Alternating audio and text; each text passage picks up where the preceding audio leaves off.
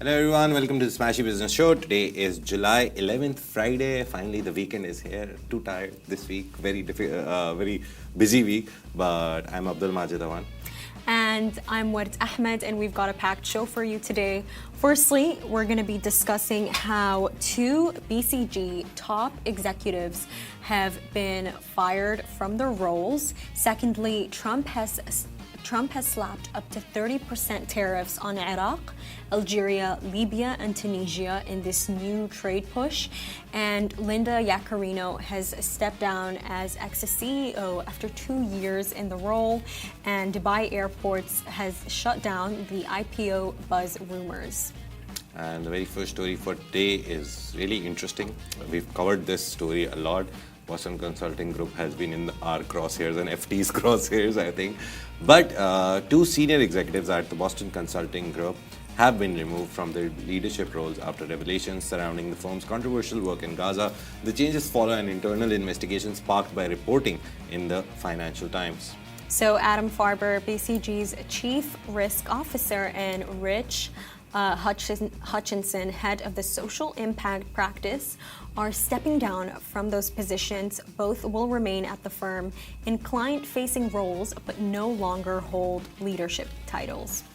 And the FT, obviously Financial Times, had reported that a BCG team helped model the costs of relocating Palestinians from Gaza, while BCG said Farber and Hutchinson were misled about the project's details. The internal probe confirmed process failures and reputational harm.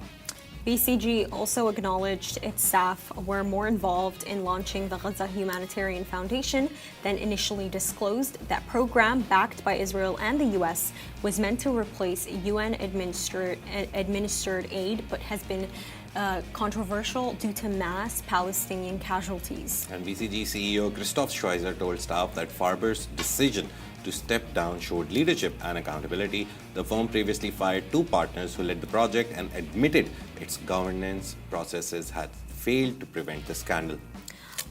Just to correct a slight mistake that I made, it was actually two partners that were fired previously, but here, the new update about this story that we're seeing is the fact that there's two employees in big leadership roles, and if you notice, it's the risk roles. You know, these are the people that are meant to manage fallouts. They're meant to prevent a situation like having a big American giant like BCG involving itself in quite literally planning out the cost estimates for relocating Palestinians. Basically, what the entire thing was they basically planned to provide up to 500,000 Palestinians, each one with $9,500. Basically, that's up to $5 billion in total with all of them, so that they can relocate. And they basically planned out the entire model. And what we're seeing now is the people who are involved in, the risk assessment of the company are the people who have been asked to step down from their leadership roles. Honestly, Majid, can I be honest? I would rather be fired. Imagine, look at it like this. Imagine you're the head of blah, blah, blah. You're like a director and you're doing a great job. And then you are literally told to stand down. Yeah. And then you want to go speak to a BCG intern and tell them to do work. And the intern is probably like, didn't they ask you to step down from your leadership role? Why should I take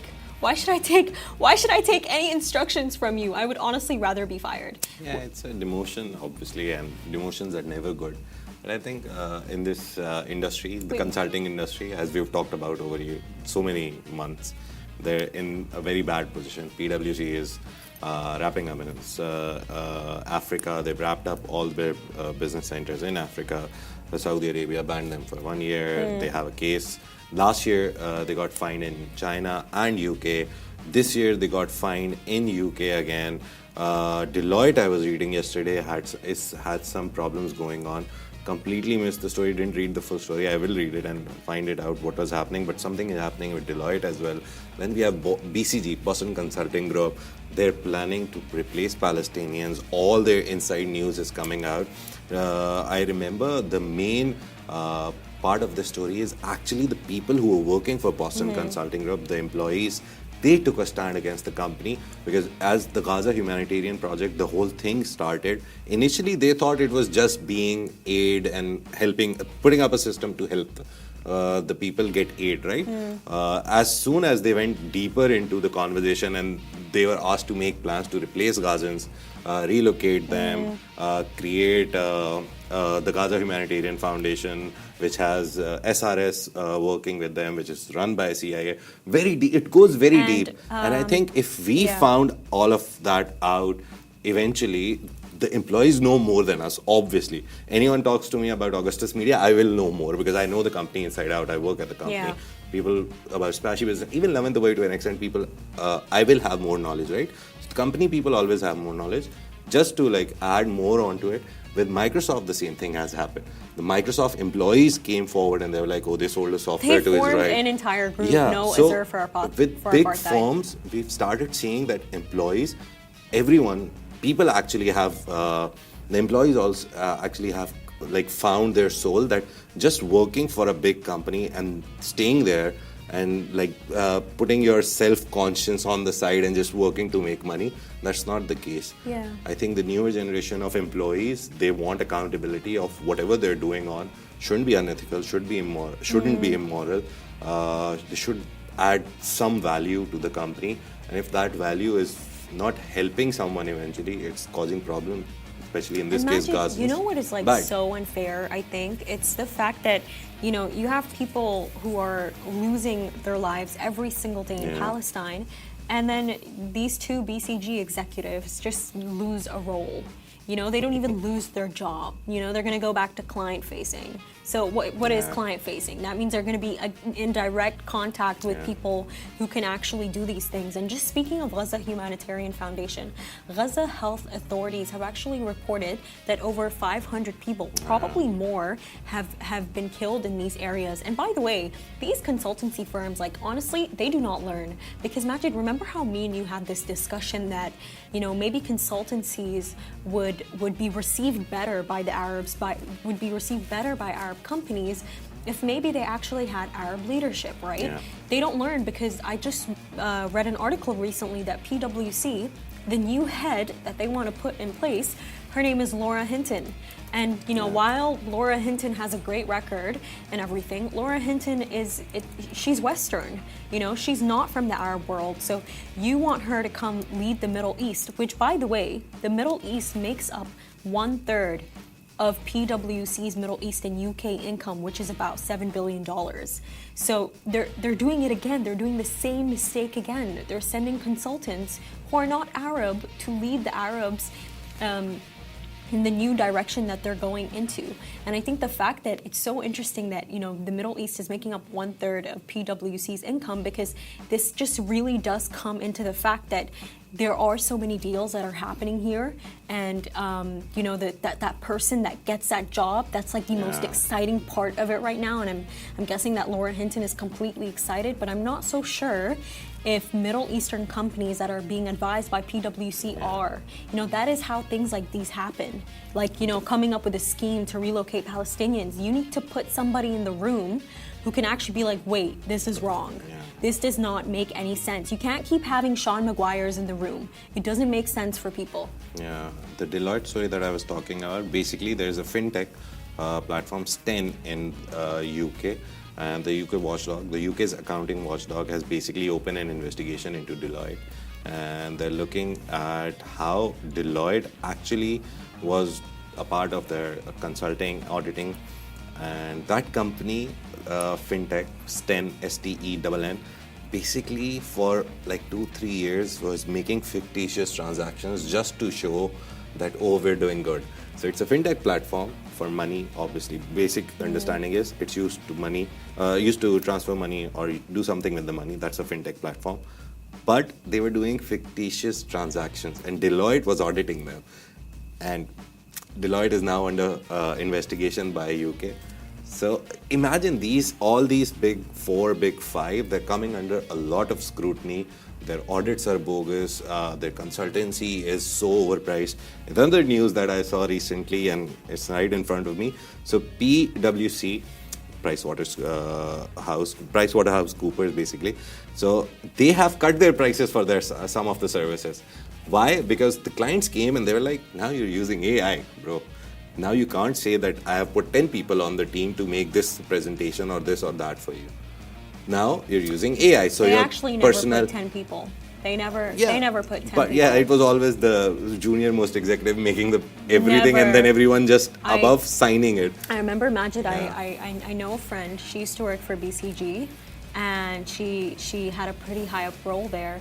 And she said that during her time working there, the amount BCG? of Sorry? BCG, Oh, exactly nice. BCG. She said that the amount of PowerPoints I would make in a day, like she was like it was the most depressing time of her life, because she'd make PowerPoint after PowerPoint after PowerPoint, and it would just all blend into each other. But she did say it was the best experience of her life, and that it taught her a lot about building different companies and how to go about things. But no, it was never a group of 10 people doing them. It's just one person who's probably assigned to a couple It's of like companies. a group assignment in universities or colleges. There's only one guy who's working on the presentation. Because Majid, how do you think all they're the others making just so come much and money? present it. How do you think they're making so much money? They're not just charging a lot. They take one employee and they give them a billion things to do. Yeah, and let's talk about making money. US President Donald Trump has announced new tariffs. What? Yeah, he's trying to make a lot of money from tariffs. So US President Donald Trump has announced new I'm gonna tariffs. blame Friday mood. Yeah, targeting 12 countries in total, 4 of which are Arab nations. The White House says the measures will go into effect on August 1st. So Iraq, Algeria, and Libya will face a 30% tariff, while Tunisia will be hit with a 25% tariff. Now, these hikes are part of Trump's broader strategy to pressure nations into new trade agreements. And other countries on the list include Japan, the most surprising country on US's list, because apparently all the statistics point that the most debt that the US has is from Japan. So Japan is the most money-giving country to the US, and he wants to push tariff on them. South Korea, then Malaysia, they all will face 25% tariffs. To be honest, this is just a warning. He says it will go in effect on August 1, so he's giving them like 20 days to negotiate. South Africa is also on the list with a 30% rate. Laos and Myanmar will see tariffs rise to 40%. So Trump has offered a 90-day grace period where tariffs will be temporarily reduced by 10%. Now, this window is intended for negotiation, but many countries reportedly failed to secure deals with Washington. And White House Press Secretary Carolyn Leavitt, I love the lady. She's so confident on the podium, to be honest.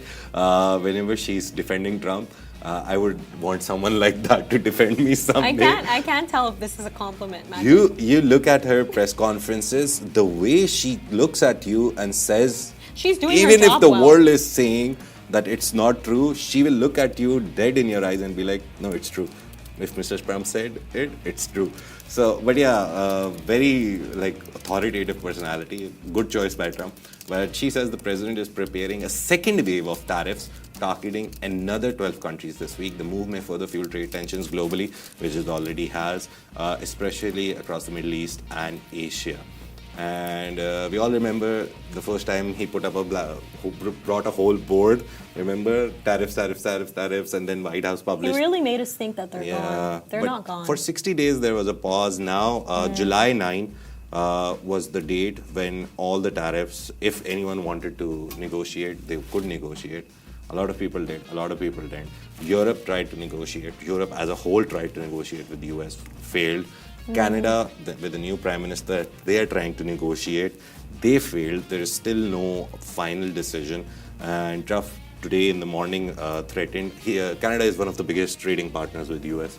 So you have to understand how important it is that he doesn't put tariffs on them, because they'll stop trading with them.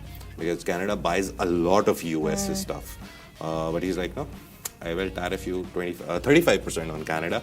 That's the threat that he's given. And then the Canadian Prime Minister, he tweeted on X, how can I say that? He posted on X that it's just a new deadline for me and I will make it work. And imagine that guy is on a holiday. Wow. Mr. Trump is ruining his in-country holiday. He didn't travel outside, he took a short holiday. The Prime Minister, and Mr. Trump was like, no, I will ruin it and I will put tariffs on you I will threaten you with tariffs when you're on your holiday. So he's working on his holiday. But yeah, that's what's happening. He's threatening everyone. He just wants everyone to come to the table and be like, give me something. But like Majid, like just, speaking of that table, that Middle Eastern table, where he's putting all of these countries clearly on a chopping block, and you know what this honestly made me think about? It made me think about Tunisia.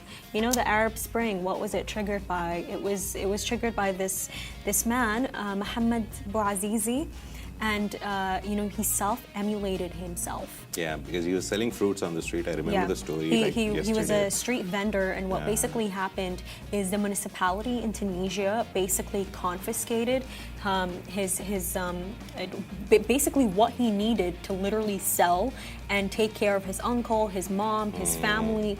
And during that time, basically, in 2010, what was happening in Tunisia is that most of the young population of Tunisia could not find employment, and that was because of the corruption that was happening and because of their economy. So I think when you take a look at these tariffs, it's really easy for us to sit here and be like, Trump is crazy, but what he is doing is he is perpetuating the cycle. That is exactly what it is. And it's concerning because is there going to be more Mohammed Bouazizis that are going to do this to themselves, We've talked about it multiple times that at the end of the day, it's the real lowest people denominator, the most. Consumer, normal people who make a salary, who do their small work, earn something, and then try to put food on the table every day. They all get affected.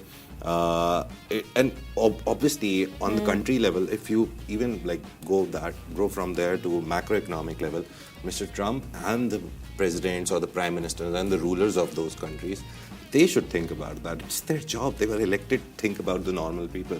The very thing that I love about UAE, Ward is also saying, why are you praising UAE always? It's a good thing, but you can mention Saudi, you can mention Qatar, but magic goes to the UAE. Yeah, because see, it's not even that I'm living here. Give I would him love that to live in citizenship. Saudi. Yeah. Give him that passport. I would love to live in Qatar. I went to Qatar. I loved it. Saudi Arabia, I loved it. Spent 8 days there. Everything is great in these, 2-3 countries. But I the won't say UAE was my true love. But there is UAE has something very, very different which those countries don't have. Even Saudi and Qatar, right next to it, same culture, same people, same mentality of hospitality and everything. UAE just has something, and that thing what I've realized over 3 years is that the rulers, whatever policy is made, it's never, this is because UAE, this is because Dubai, this is because Abu Dhabi. Every policy at its core is, this is because people. Because we're doing it because people will processes will simplify for normal people.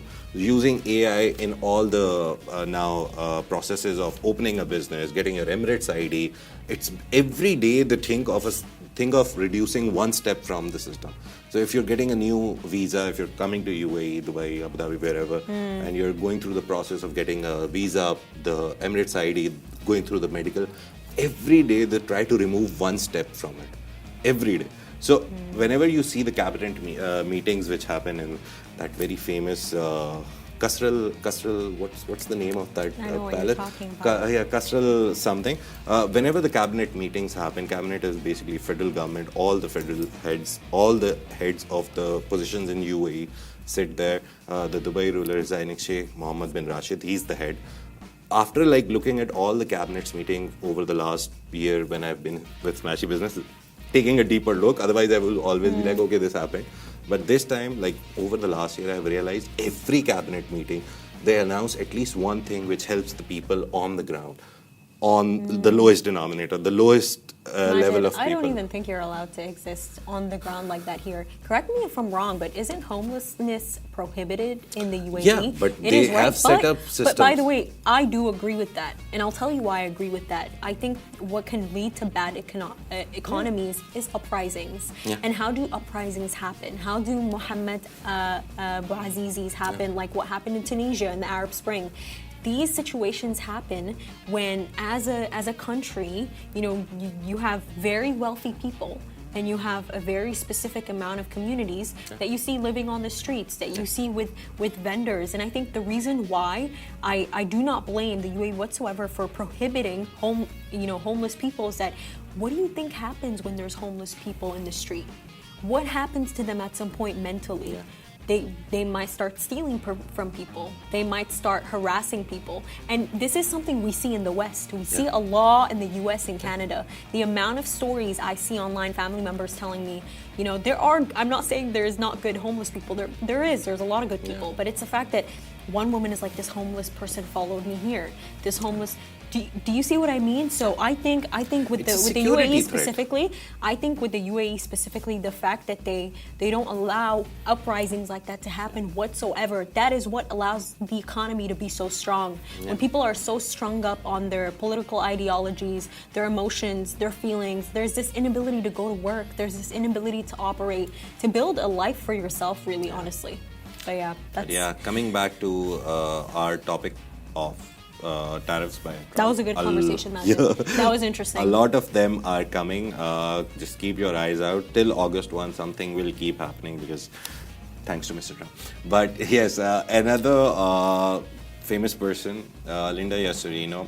The first time I was introduced to her when she met Prince Al-Walid bin Talal in Saudi Arabia. He hosted him. And she also visited Dubai at the same time. After that she came to Dubai, and I think she met Sheikh Hamdan. Yes, we covered the story. We did. So that was our first interaction, and we were like, okay, there is a CEO. We always thought Musk was the only person who was running X. But she has officially stepped down as CEO of X just 2 years after taking the role. Just look at the pressure it takes to run X. In a statement posted on the platform, she thanked the team and reflected on leading the company through major transformation. So during her tenure, Yaccarino focused on rebuilding advertiser trust, launching features like community notes, which I know a lot of people really love, and helping set the stage for the rollout of X Money. Now, she says she'll continue supporting the company from the sidelines. And her departure comes as Elon Musk sharpens his focus on integrating his AI venture, XAI, more deeply into X's core operations. We all know that he basically XAI swallowed X recently, so I think that is one of the reasons she's left.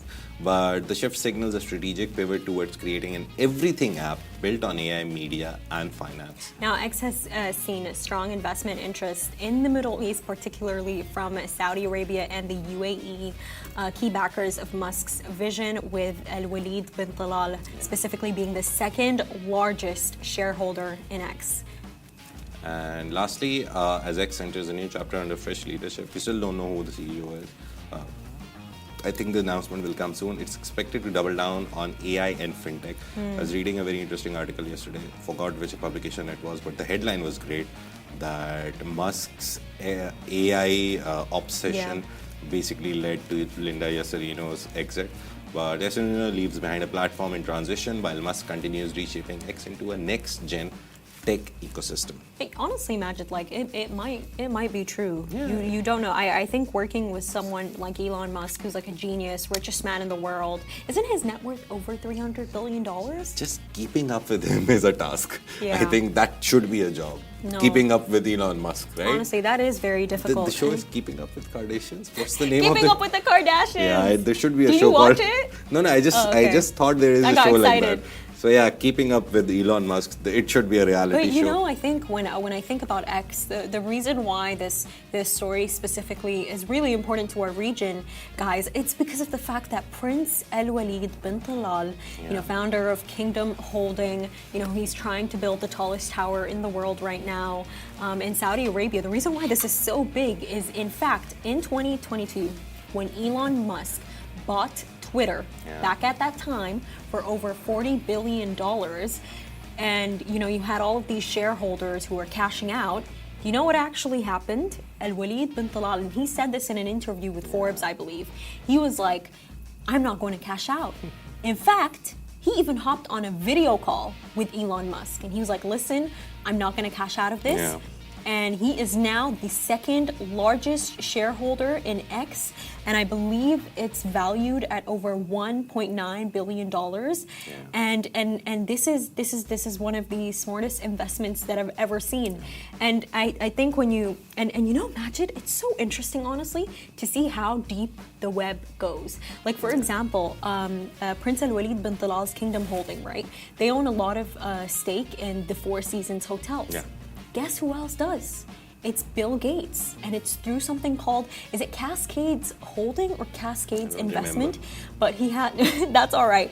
But Bill Gates, he has an investment company, and it owns a lot of stake in the Four Seasons Hotel. Nice. So you would honestly be surprised how these billionaires like Elon Musk, Bill Gates, how they're deeply entrenched into the Middle East. Another one, Nvidia. It was just announced that they, what was the number?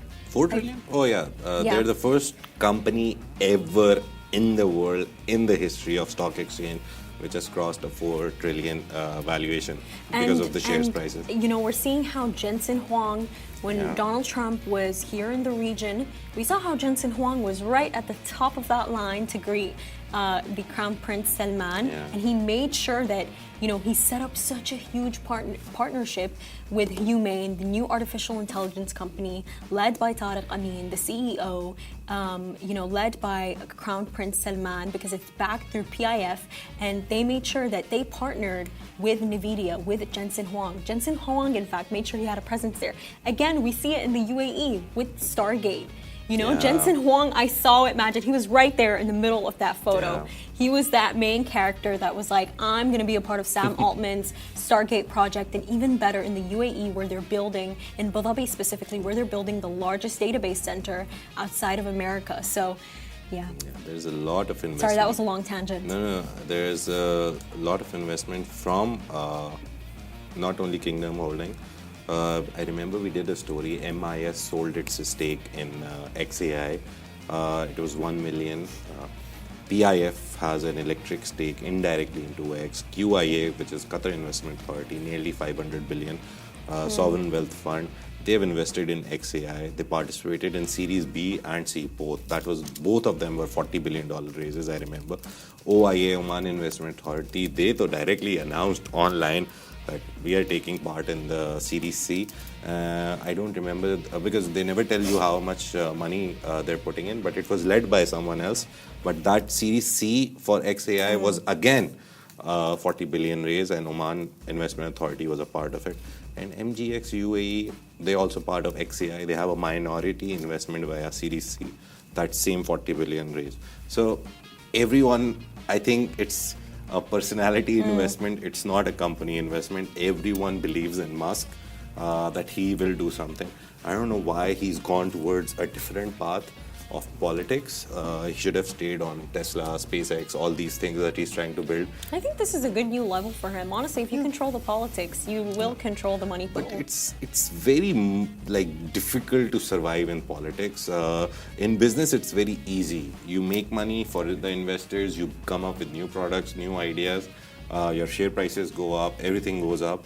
In politics, one day you're famous, the other day you're not. I don't agree with you, complicated. Majid. I don't think he's getting into politics to become famous. He's just getting famous. back at Mr. No, Trump. I think that he's getting into politics because if you think about it, if you're a part of the administration, it is going to be easier for you to obtain licenses to do specific things, Get to subsidies. build companies, to get land, and I think that's what it's really about here. But you know, just to end off the show today, Dubai Airports has issued a strong denial of recent IPO rumors, firmly rejecting a report by AGBI that claimed the company was preparing for a stock market listing.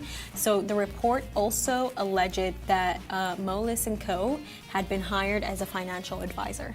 And in a statement shared exclusively with Smashy Business, we just emailed them, and thankfully they replied, very active. The way reports called the AGBI article inaccurate and not based on verified information. The company said it had requested that the story be taken down and cautioned against further sharing. Now, the denial comes at a time when IPO speculation is growing in Dubai, especially around state-backed entities. Now, a wave of listings on the Dubai financial market has put firms like Dubai Airports under increased public and investor scrutiny. Despite the sharp rebuttal, Dubai Airports did not confirm or deny whether other types of strategic reviews or fundraising efforts are taking place. However, the language used in the statement clearly distances the company from any IPO plans.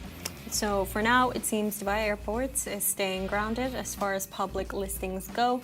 But with the Emirates' broader privatization efforts still in motion, investors will likely keep their eyes on the tarmac. And that's a wrap for today, everyone. Thank you so much for tuning into the Smashy Business Show.